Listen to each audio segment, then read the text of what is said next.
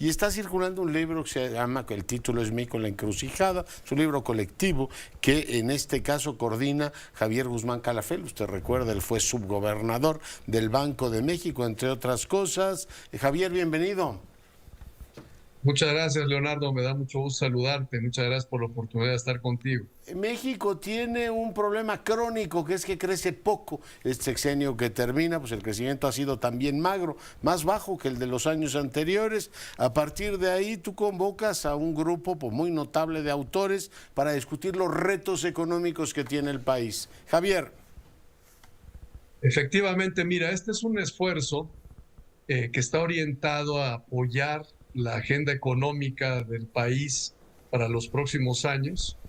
Es un esfuerzo que no tiene ningún objetivo de tipo político. De hecho, como se calendarizó esto, fue publicarlo después del periodo electoral, precisamente para evitar cualquier tipo de malinterpretaciones y para que sirviera para la siguiente administración, independientemente de la orientación, independientemente de quién ganara. Por otro lado, el segundo objetivo del libro era también proporcionar a la sociedad elementos para informarla sobre cuáles son los principales retos económicos de México y qué cosa es lo que se puede hacer para enfrentarlos. Y como tú comentabas al principio, el objetivo principal del libro es encontrar cuáles son las medidas, las acciones que se requieren para que México tenga un crecimiento económico adecuado, balanceado y sostenible. Y el tema es que si tú ves lo que ha pasado con el crecimiento económico de México pues a lo largo de las últimas décadas, no se ha cumplido ninguna de estas condiciones. El crecimiento ha sido inadecuado, ha sido insuficiente. Por otra parte, el crecimiento no ha sido sostenible. ¿Por qué? Porque a lo largo del tiempo ese crecimiento ha venido disminuyendo. Por ponerte un caso, mira, el crecimiento del ingreso real per cápita de México durante la década de los 90 fue de 1.9% anual.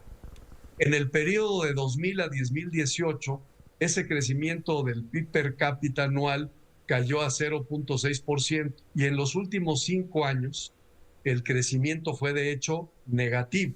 Mira. Es decir, tuvimos una contracción del PIB per cápita de 2019 a 2023. Entonces, lo que nos preguntábamos con esto, el objetivo era, vamos a convocar a una serie de especialistas, gente muy reconocida en cada uno de los campos, que se concentren en 10 temas en particular y que nos digan, en primer lugar, cuál es el diagnóstico que hace.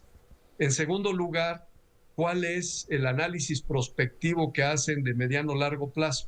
Y en tercer lugar, cuáles son las recomendaciones que nos dan. Y ese es básicamente el objetivo del libro. Gente con muchísima experiencia, dame algunos nombres: Jonathan Heath, subgobernador, Alan Issa, a quien le mando un gran saludo, Guillermo Ortiz, está Luis de la Calle, está Georgina Quese, la doctora Irene Espinosa, está María Arisa, que tiene, bueno, pues experiencia incluso en la bolsa, y el gran José Ramón Cosío. Déjame seleccionar dos: el tema de la productividad que trata Capistrán y el tema del Estado de Derecho que trata Cosío. Javier. A ver, en términos de productividad, mira, si tú analizas los motivos por los que el crecimiento económico en México ha sido insuficiente a lo largo de las últimas 3 décadas, tú vas a encontrar básicamente la respuesta en 2 elementos. El primero, la inversión como % del PIB es insuficiente. En México no se invierte lo suficiente. Y tuvimos ya muy recientemente un incremento, vamos, un año rebasamos el 20%, ¿no? Si lo ves como un promedio, vas a estar ligeramente por encima de 20% a lo largo de estas décadas que te comento. Ahora, si ves el último año, el coeficiente de inversión a PIB llega a casi 25%. Sí. El problema es que esa cifra es insostenible por los motivos que conocemos. Simple y sencillamente, el año entrante, este año ya estamos viendo una desaceleración de la economía. El año entrante vamos a ver una desaceleración adicional y lo que vas a ver es una nueva caída del coeficiente de inversión. Pues la inversión es insuficiente, pero tienes un problema que es todavía más acentuado, que es el problema de la productividad. Y es un problema que ha incidido todavía más en el crecimiento económico de México en ese lapso. Si tú ves las cifras que publica el INEGI de 1991 a 2022, tú ves que en realidad lo que ha habido es una tasa de crecimiento negativa de la productividad.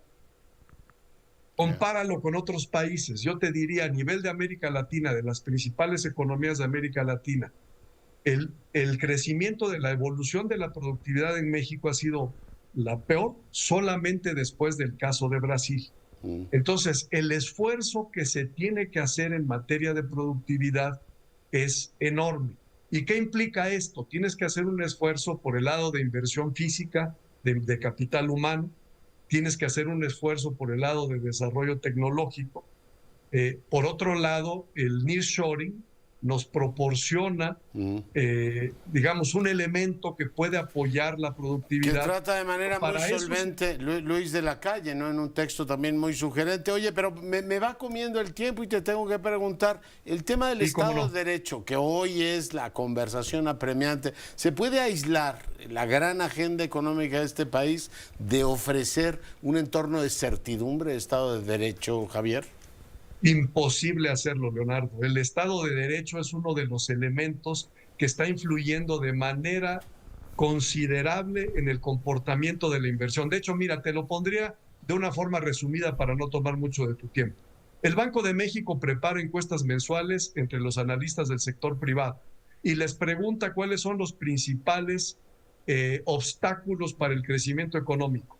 De manera consistente desde hace varios años, lo que te dicen es que son temas de gobernanza, y dentro de los temas de gobernanza el elemento fundamental es el Estado de Derecho. Y lo que hace en este libro José Ramón Cosío es precisamente decirte en dónde estamos parados en materia de Estados de Derecho, cuáles son las perspectivas y qué tiene que hacerse para mejorar. Un tema fundamental para el país. Ya, pues ahí está. Y bueno, pues otras contribuciones, todo el tema de la energía que trata Georgina Kessel. El libro ya está en librerías, Javier. El libro ya está en librerías, está disponible por medios electrónicos, en los más conocidos. Es un libro que vale mucho la pena. Me parece que es, modestia aparte, una contribución muy importante al análisis de los principales problemas económicos de México. Y es un libro que está escrito, déjame decirte, en un lenguaje lo menos técnico posible. Los temas son técnicos, pero está escrito de tal manera que pueda llegar a un público amplio. Es un libro que la gente interesada en temas económicos, en la problemática económica de México, tiene que leer. Oye, con datos, con una enorme precisión y rigor, así lo juzgo yo. Además, pues felicito a la editorial por esto de poner a dos tintas, por lo menos la edición que yo tengo, con este azul le da un toque muy personal. Te felicito, Javier, por efectivamente gracias, haber compilado este grupo de mexicanos y mexicanas tan relevante y habernos entregado este libro. Te lo agradezco mucho y nuevamente te agradezco la oportunidad de estar contigo el día de hoy y con tu auditorio. Soy yo quien te lo agradece, México, en la encrucijada, los retos económicos del país al que aspiramos. Cintia, ¿qué novedades hay de Veracruz?